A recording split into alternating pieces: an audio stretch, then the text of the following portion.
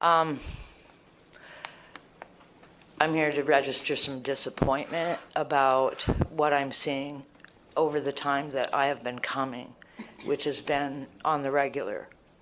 I also want to make a couple of comments about someone who I mentioned had a rent raised that was an activist for housing.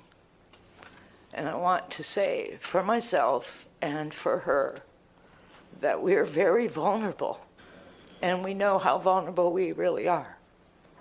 We know about rents getting raised on our friends, $300 and $200, and that's with a HUD certificate. I know that I've lost friends to suicide and depression in a motel because they can't afford to live. I think about old people. They used to be able to have a $500 apartment, and now one SSI check doesn't even cover a motel. Just because the people got kicked out of the motel, we had no place for them to go, and I don't know how that happened, but it's only for a year, and nothing has gone in. At this point, I'm starting to really recognize that this is about will, because there's lots of money in this town, and you guys actually have power enough to make some things happen when it comes to putting some community benefits towards affordable housing. I think the Affordable Housing Fund is a joke. I don't know what's in it, and you've never worked on filling it. You have no purpose for it except for it to sit there and look like you're doing something when you're not. I understand there's a housing forum coming up on Thursday at the library at 6 o'clock. I also know that some people aren't going to be there. John O'Connor, you were in charge of the Housing Now proposals, the zoning proposals.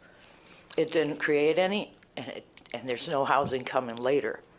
And I find it just amazing that you won't even show up to be held to account with people that have more than 3 minutes. Then I'll move on. Mayor Bliss, I know that Hillary Clinton lost an election to some fool, okay? So don't think that if you're not offering people something to vote for, that they'll show up and vote, and that's how she lost.